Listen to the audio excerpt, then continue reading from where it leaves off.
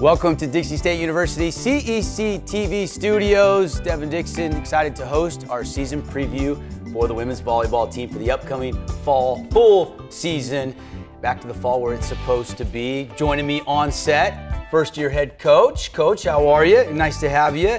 Coach Hafoka. And then representing the Blazers, we've got three members of the team, Jordyn Nelson, Megan Treanor, and Bekah Farris. We'll get to the players in just a second. Coach, we got to start with you. You were on staff. And obviously, this is your first year. Talk about taking over for Coach Felder and that experience that led to you taking over being the head coach. Well, one, I thank Robin for everything that she's done here for this program. She's done an amazing job building this program. And then bringing me here on staff has been awesome. But now, like, being in her shoes, it's a little bit different. A lot more responsibility, a lot more decisions that kind of weigh heavily on me.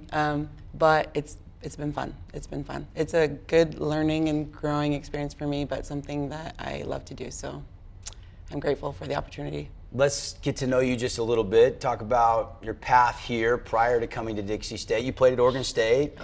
Family, tell us a little bit more about you.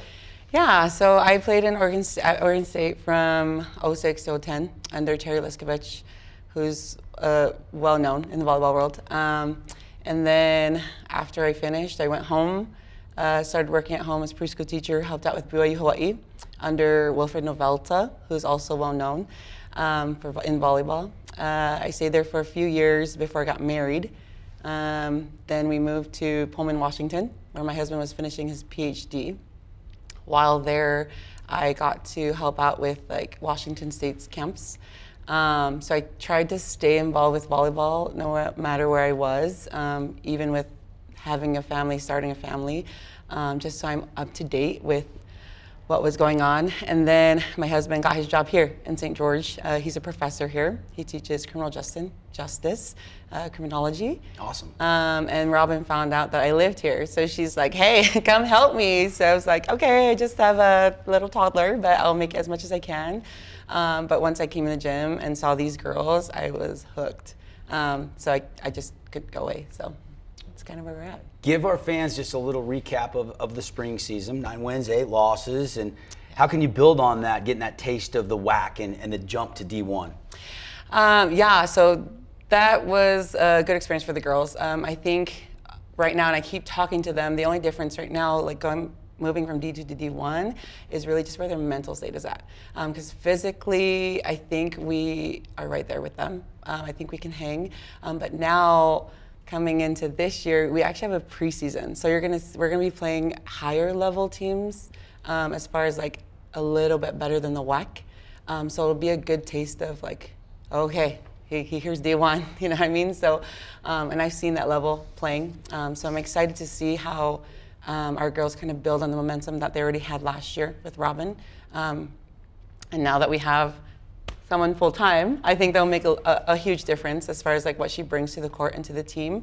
So I'm excited just to see how we kind of play up to these good teams in the preseason coming up. We'll get to the players in just a second, but I do want to touch on the schedule. Yes. You're going out to Boise State. Yeah. Some really good teams you'll play there. Yeah. And then you guys go up to Provo in a tournament that BYU's hosting, and you play some really good teams. Like Boise State, Montana State, Long Beach State, Michigan State, BYU, and Weber State. That is a gauntlet for your first 6 games. Yeah, and I wanted it for them. You know, I feel like the only way we can kind of push them is if we kind of build a tough schedule, but also try to balance it out, not just like, boom, here we go, we're going full speed against all these big teams. But there are also teams that I feel like we can really compete with. And so, yeah, this first weekend coming up, it's gonna be good. Those teams are good. Long Beach didn't play last year because of COVID, but I mean, they've just had, like, they're really good in volleyball. Like, everyone knows Long Beach. It's, like, back in the day, it's like, I want to go to Long Beach. So that's going to be a good test for us too. And then that following week, that's a big tournament too. But I'm grateful for the opportunity. The girls are going to go in there. I feel like they'll compete well. And we're always going to learn something coming out of these games. So I'm excited. We'll talk more with Coach Hafoka in just a minute. Let's bring in the ladies here representing the rest of their Trailblazer teammates. And Jordyn, let's start with you. Coach, excited obviously to have you back full time.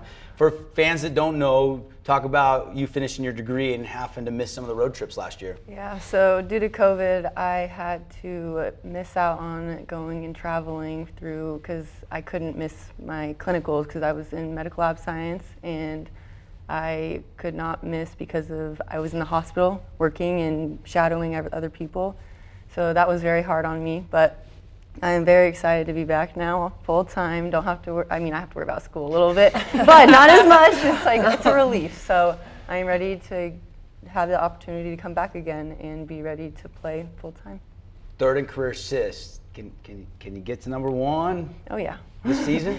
I'll try my best. That's my goal. Other goals? What other goals do you have for the upcoming final season for you? This is an opportunity for me. No one really gets this, so go out with a bang, Give this girl some assists and let her go at it. And serving, I want to be aggressive. I've never been aggressive. Coach has been really working on us with it being the best serving team in the conference, so that's another goal for me. Let's bring in Megan. Megan, how is fall camp going? And kind of take us through Coach Hafoka's practice. What's maybe a little different than last year to this year? It's been awesome. It's been super fun. She's really pushing us super hard, but she still is making it a really positive experience. We're learning a lot of new things. We spent the first week just really kind of relearning techniques, which I think was much needed, and it's been awesome kind of changing the game, just making it more technical. And once we were able to do that, it's been more fun, and we're able to get longer plays, better ups. It's just been a lot of fun. Who's the vocal leader on the court on this team? Do you notice in practice who's the loudest? I'm pretty loud. I have a really loud voice, but Bekah's super loud too. There's a handful of us that are really loud voices, but. Who's the quiet one? Who's the one that kind of leads by example, doesn't talk as much out on the practice court? This girl right here. Mm-hmm. Yeah. Who hits the floor the most in practice, Megan? Who you look over and they're on the floor again? Kenna and Bekah, for sure, are always hitting the floor, getting crazy ups. Bekah, let's bring you in. How many times you hit the floor in a Coach Hafoka practice on a daily basis? I have no idea. Too many to count. Talk about your role on this team and your excitement level for the season. Yeah, I'm so excited. I love playing with these girls and having Camilla as our coach. It's been a great experience, and I am a defensive specialist, so I get to come in and play defense, and that's my role, and to serve hard. And Mila's letting me hit back row, and it's been really fun to just learn and continue developing. Where are some of the battles in camp? Is it get a little intense? Everybody's jockeying for a starting spot. Everybody's trying to get in the rotation. No, yeah, for sure. It's a super competitive environment, which is what we want, because I think no matter which side you're on, the starting side or not, you're making each other better. So if whichever side you're on, you're trying to win and you're trying to beat the other side, the other person that's in front of you, whether blocking or defending you. And so I think we do a really good job as a team of just making each other better no matter where we are. When you saw the schedule, what popped out off the schedule at you? Is there a game or two you're like, ooh, that's going to be really fun? Probably Boise State, because that's my hometown. Right. So I grew up going to that gym, watching the team play and beat tons of teams, and it's just super exciting to get to go and compete there myself. Megan, what about for you? When you saw the schedule roll out, UVU's picked to win the conference. That's going to be an in-state rivalry, right? Yeah. But other than that, is there some matches you're looking forward to? I'm excited to go to Provo, because Provo's 5-10 minutes away from my hometown. So, okay. And I know a lot of those girls that go to BYU and go to Weber, so that's gonna be really fun. All right, I can't leave you out, Jordyn. What about for you? Hometown GCU. So every game's going to be hard for us. We're prepared for every single game, and we're going to take every single game like it's a rivalry game. But GCU is one of them for me, Phoenix, Arizona. So I love it. Coach, when you look at this schedule from a coaching perspective, you have to take it one match at a time, right? But this is a challenging schedule, 22 games, and there's no gimmies on this schedule. Yeah. The thing about this, and we've talked to the girls about this, it's going to be a journey. And I want to push them, because right now I feel like they kind of, I'm trying to push them out of their comfort zone. Like, hey, yeah, we're new to D1, but you can keep up with these teams. What makes you think that you can't do that? You, right? So I'm trying to break that cycle of, hey, I don't care who we play. You just play. On any given day, a top 5 team can lose, right? They can come up, they can show up, and if you show up, you can sneak one away from them. But I'm trying to get these girls in practice to kind of believe that. Like, hey, I don't care who we play, but I care how you play. I don't care what the result is at the end of the day. If you played well and you gave your all and we lost, that's really all I can ask from them. And that translates into life too. And so I'm trying to teach these kids, like, hey, you're gonna struggle. You're gonna struggle, but did you give it your all? Okay, good, that's really all I can ask for. So that's kind of where I'm going with that. Like, hey, this schedule's hard, but who said you can't do it? You can. Love it, love it. Talk about having Jordyn back full time, because obviously you led with that. I mean, that's a big deal. Yeah. Talk about her game and how much that means to the rest of the program.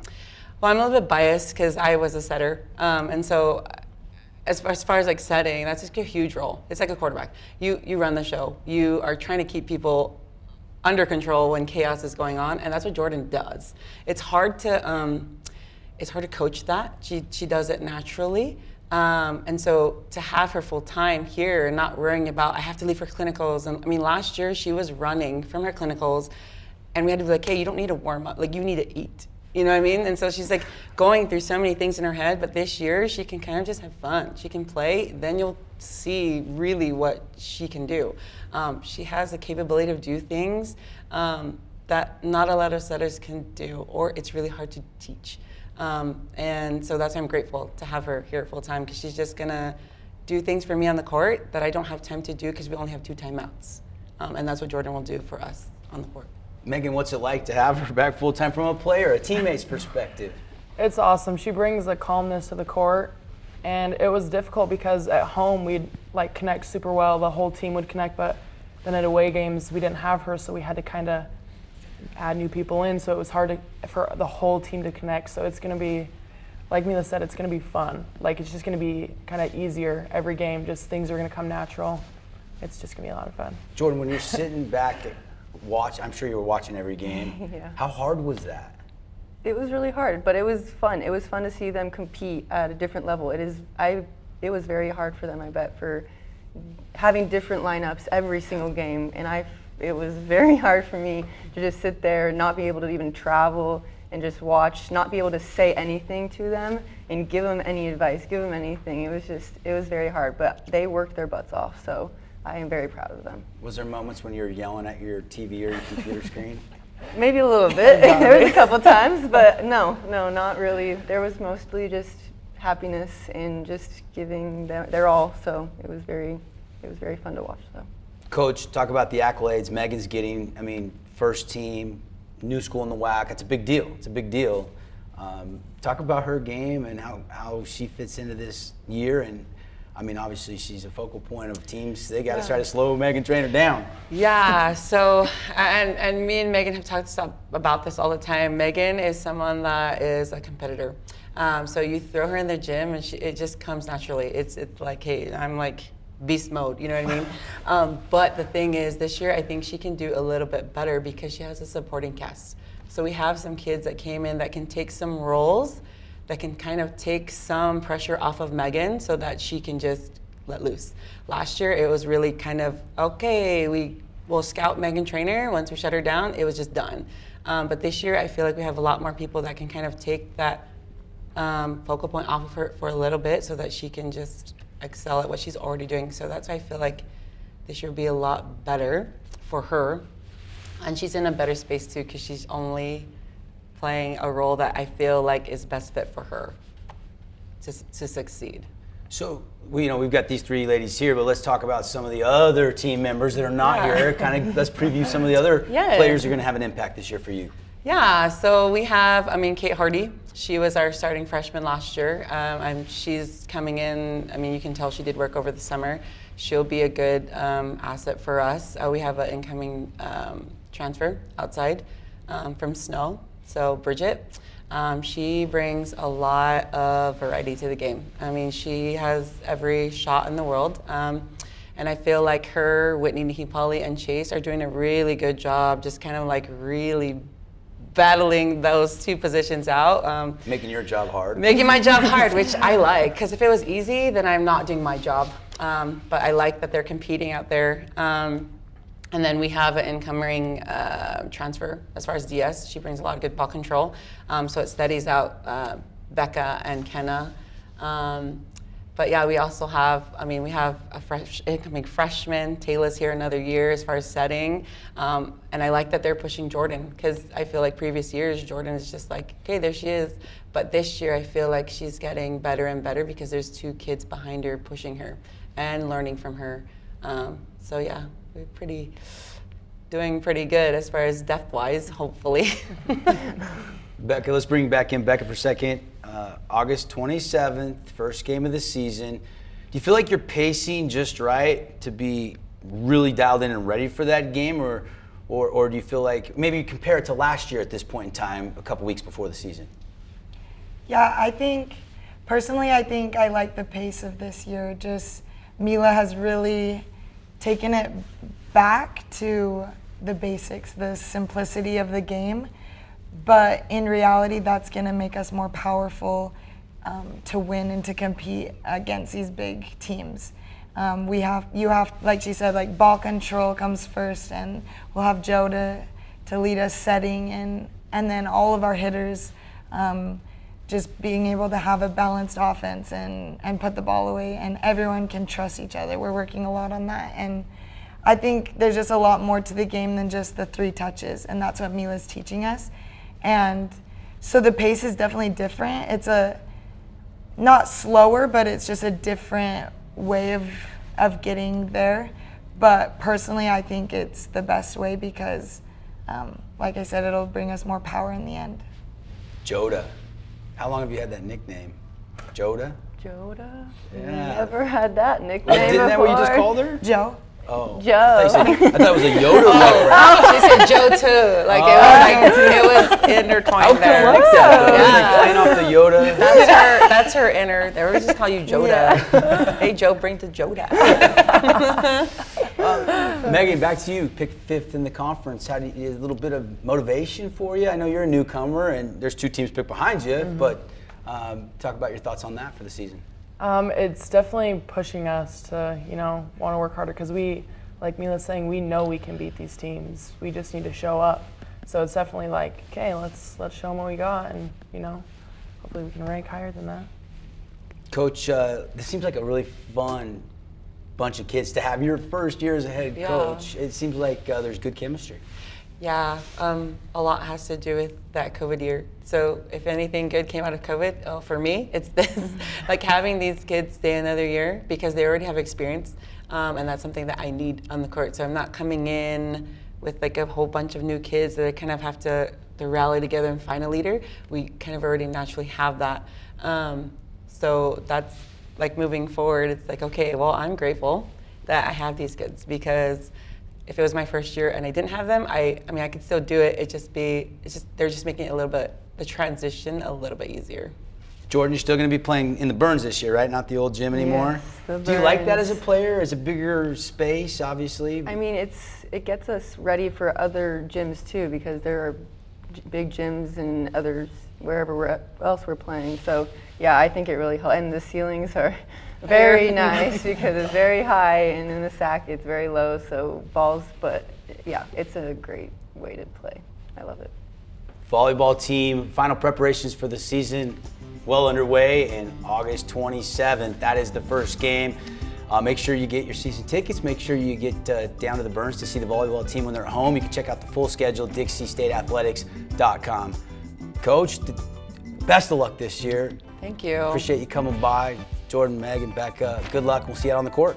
Thank you. That's our Dixie State Volleyball season preview. Hope you enjoyed it. Make sure you get out to a game real soon.